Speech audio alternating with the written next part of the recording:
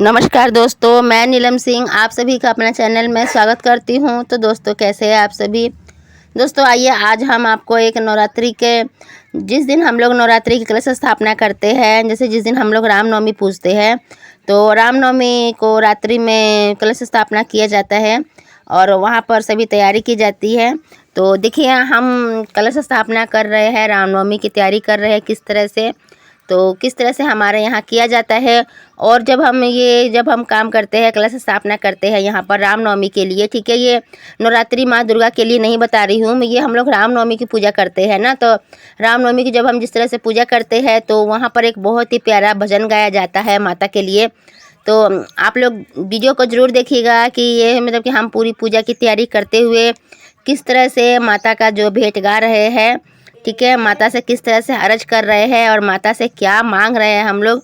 तो आप लोग वीडियो को पूरा ज़रूर देखिएगा दोस्तों, ठीक है। और देखिएगा, अगर आपको हमारा वीडियो अच्छा लगता है तो वीडियो को लाइक कीजिएगा, चैनल को सब्सक्राइब कीजिएगा और कमेंट बॉक्स में जय माता दी ज़रूर लिखिएगा। तो आप लोगों को ज़्यादा समय ना लेते हुए फ्रेंड्स, आप लोग देखिए कि हम लोग रामनवमी में रात में पूरी रात जग कर किस तरह से कलश करते हैं, और ये पचरा ज़रूर सुनिए आप, जय माता दी। कुछ ना मांगी ना मैया, कुछ ना मांगी ना, कुछ ना मांगी ला मैया, कुछ ना मांगी ना, मैया रौरी चरनिया के धूल मांगी ना, मैया रौरी चरनिया के धूल मांगी ना, नथिया ना मांगी मैया, झूमे का ना मांगी, नथिया ना चाही मैया, झूमे का ना चाही, मैया मांगी के सेनुरावा भरपूर मांगी ना, मैया मांगी के सेनुरावा भरपूर मांगी ना, मैया रौरी चरनिया के धूल मांगी ना, मैया रौरी चरनिया के धूल मांगी ना, कुछ ना मांगीला मैया, कुछ ना मांगी ना, मैया रौरी चरनिया के धूल मांगी। ए हरावा ना मांगी मैया, मोतिया ना मांगी, हरावा ना चाही मैया, मोतिया ना चाही, हथवा में चूड़िया भरपूर मांगी ना, हथवा में चूड़िया भरपूर मांगी ना, मैया रौरी चरनिया के धूल मांगी ना, मैया रौरी चरनिया के धूल मांगी। आवाज कम कर।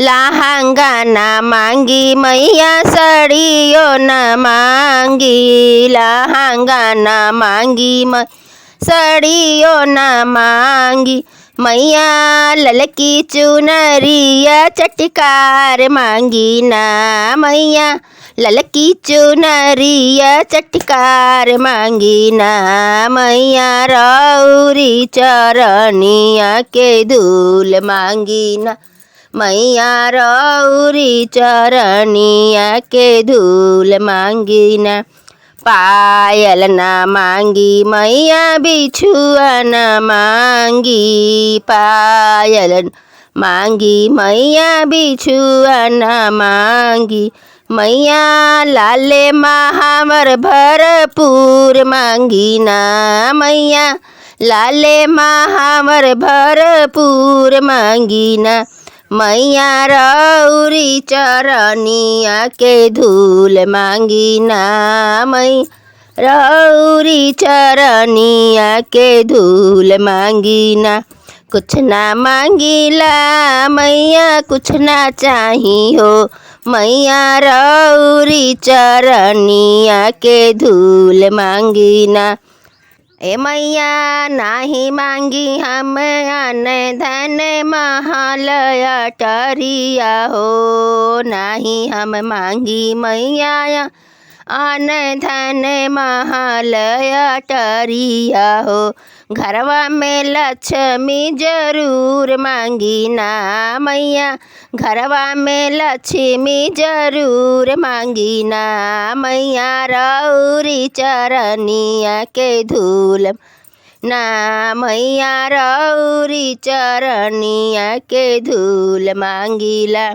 धियावा मांगी ना मैया धर्म करन के, धियावा मांगी ना धर्म करन के। पुतवा अंगनावा जरूर मांगी ना मैया, रौरी चरनिया के धूल मांगी ना मैया, रौरी चरनिया के धूल मांगी ना। एगो फूल मांगी ना, एगो फूल मांगी ना मैया।